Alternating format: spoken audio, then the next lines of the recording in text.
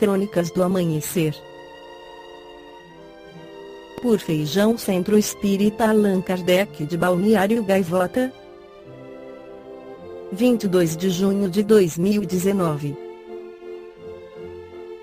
Herdeiros de milhões e boa educação. Surpreendente perfil dos autores do massacre no Sri Lanka. Parte 03. As autoridades do Sri Lanka investigam os atentados à bomba do domingo de Páscoa, que mataram pelo menos 250 pessoas e deixaram cerca de 500 feridos em igrejas e hotéis de luxo no país. Mas o que se sabe sobre os homens e mulheres que realizaram os ataques suicidas? As investigações preliminares apontam que 9 pessoas são suspeitas de terem conduzido de forma coordenada os 6 ataques, que ocorreram em um curto espaço de tempo, em 3 cidades. De acordo com o presidente do Sri Lanka, Maithripala Sirisena, o clérigo radical islâmico Zaran Hassan, considerado um dos supostos mentores do atentado, morreu na explosão no Hotel Shangri-La, na capital Colombo.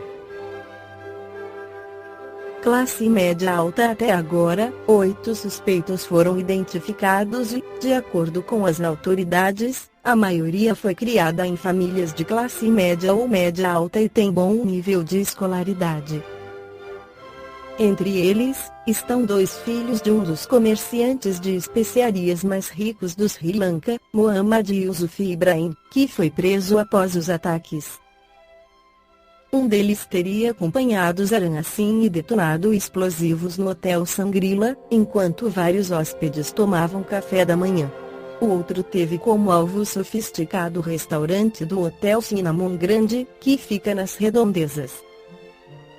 Além disso, uma das noras do empresário teria detonado explosivos durante uma operação de buscas da polícia na casa da família no domingo. Várias pessoas, incluindo crianças e 3 policiais, teriam sido mortas na explosão. A situação da família do comerciante de especiarias é semelhante à descrição dada pelas autoridades dos demais supostos autores dos ataques.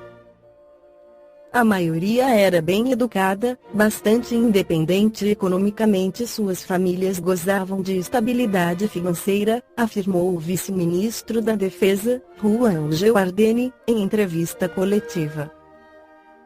Outro suposto autor dos ataques suicidas estudou no Reino Unido. Abdul Latif Jamil Mohamed morou em Londres entre 2006 e 2007 para estudar engenharia aeroespacial na Universidade de Kingston, mas não teria concluído o curso. Em seguida, ele estudou na Austrália, antes de retornar ao Sri Lanka, segundo afirmou o primeiro-ministro do país, Scott Morrison. Quem é Zaran Hassan?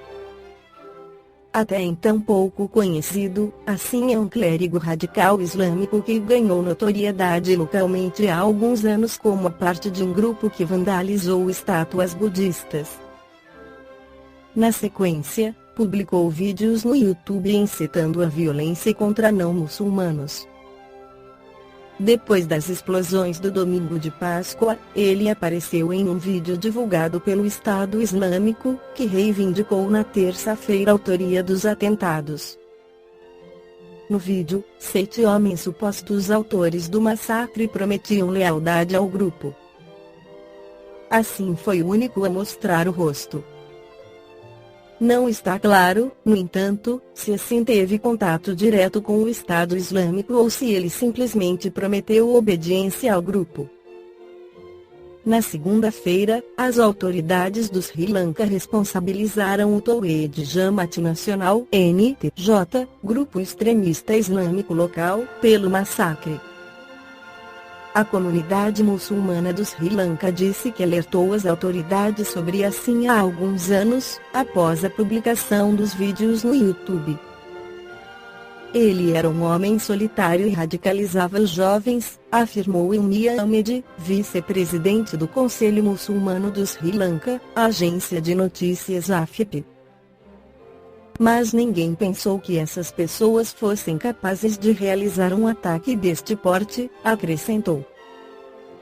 A irmã de Assim disse à BBC que soube do ocorrido pela imprensa. Nunca pensei que ele faria algo assim, declarou. Lamento profundamente o que ele fez, mesmo sendo meu irmão, eu não posso aceitar isso.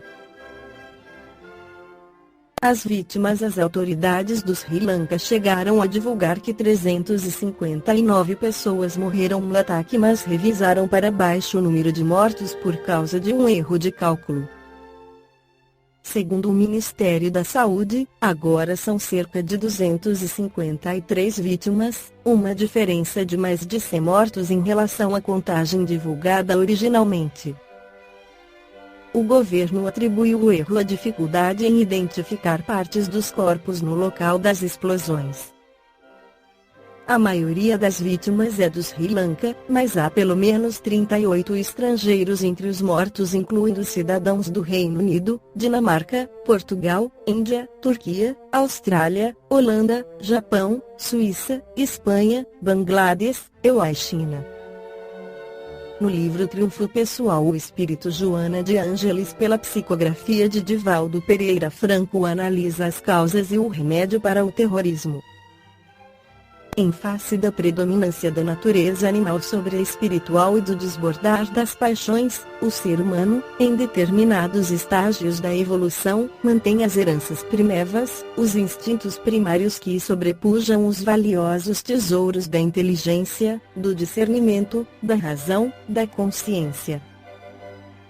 São eles que dão campo ao desenvolvimento da perversidade, que não trepida em matar, de forma que a sua truculência emocional prevaleça. Ausência dos sentimentos que engrandecem o indivíduo, o desvio para as estruturas esquizofrênicas, liberam as forças hediondas do primitivismo que se impõe pela tirania, abraçando o fanatismo que o caracteriza como primário, possuindo, a partir de então, um objetivo estimulador para dar campo ao que lhe é característica de evolução em nível inferior do processo de cultura e de emoção. Pode, não poucas vezes, desenvolver a inteligência, adquirir conhecimento tecnológico, abraçando causas que parecem nobres, mas que somente constituem fugas do perturbador para exibir a turbulência interior, a odiosidade que preserva no íntimo em relação aos demais com quem convive ou não e, por extensão, contra toda a sociedade. Em razão da estrutura psicológica mórbida, possui graves desvios da libido, invariavelmente atormentado nas suas manifestações, com severos distúrbios das funções sexuais, ocultando o vazio existencial na exorbitância dos agressivos nos quais se compraz. Frio, emocionalmente, perverso, porque insano, não possuindo qualquer amor à vida, faz-se odiar, porque se sente incapaz de despertar qualquer sentimento de amor, desencadeando a erupção da selvageria interna, que o promove a uma situação de destaque, na qual transita rapidamente, porque detesta a vida e todas as suas conquistas. Exilando-se em antros sórdidos onde se refugia, repetindo o inconsciente pessoal que busca esconder-se por sentir-se inferior, incapaz de despertar qualquer interesse digno dos seus coevos, o terrorista é um psicopata congênito, mesmo que se expresse como portador de equilíbrio que bem disfarça, em razão das peculiaridades de toda uma existência de simulação, na qual esteve assinalado pela covardia e desespero íntimo de saber se não aceito, que é o ressumar do conflito de inferioridade. Naturalmente, como decorrência da sua insânia, pode fomentar o surgimento de outros portadores dos mesmos sentimentos de perversidade, trabalhando a infância e a juventude materiais humanos muito próprios mediante os processos da lavagem cerebral, induzindo a ódios irracionais e necessidade de destruição, que se iniciam pela perda do sentido existencial, que somente possui significado até o momento de alcançar a sua meta destrutiva. Incapaz de amar, porque se sente ancestralmente odiado, desenvolve perturbação do discernimento, por meio de cuja óptica os acontecimentos e as demais pessoas são todos adversários que devem desaparecer, quando também ele sucumbirá.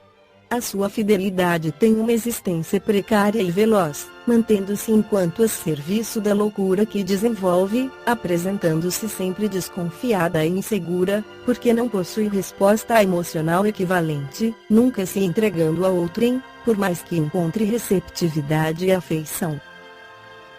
O terrorista, qual ocorre com o ditador, o sicário, o vândalo, tem existência tumultuada, que é sempre encerrada por homicídio violento ou mediante o suicídio ominoso, inqualificável. São também terroristas aqueles indivíduos que, não obstante desconhecidos, espalham o medo, aproveitando-se das situações aflitivas para os demais, aqueles outros que geram a insegurança de qualquer natureza, também os ricos que exorbitam no comércio, submetendo os grupos humanos sem recursos ao seu talante, esses vis caluniadores que promovem o ódio, todos aqueles que permitem extermínios, mediante assassinatos inconcebíveis.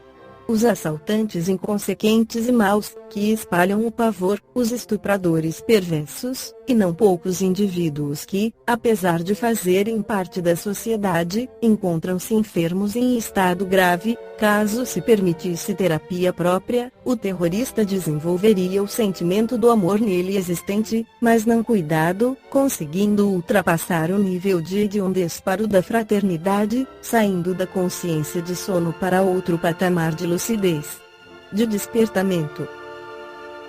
Ainda, nesse caso, defronta-se um self em manifestação primitiva, com todas as expressões de beleza soterradas no inconsciente pessoal, que se transferem de uma existência física para outra sob ódio incoercível, em razão de alguma injustiça ou calamidade vivenciada e não absorvida pela razão. O amor que a humanidade lhe ofereça será a terapia mais segura para diminuir-lhe a angústia. Ao invés do revide pelo ódio, que mais lhe aguça os instintos repressores, o amor alcança-o suavemente e deixa de lhe vitalizar o ressentimento contra a sociedade, que o torna herói de francaria, insignificante, mas hediondo, atormentado e desditoso. Esta foi a crônica do amanhecer de 22 de junho de 2019. Por Feijão Centro Espírita Allan Kardec de Balneário Gaivota. Que a paz esteja com todos.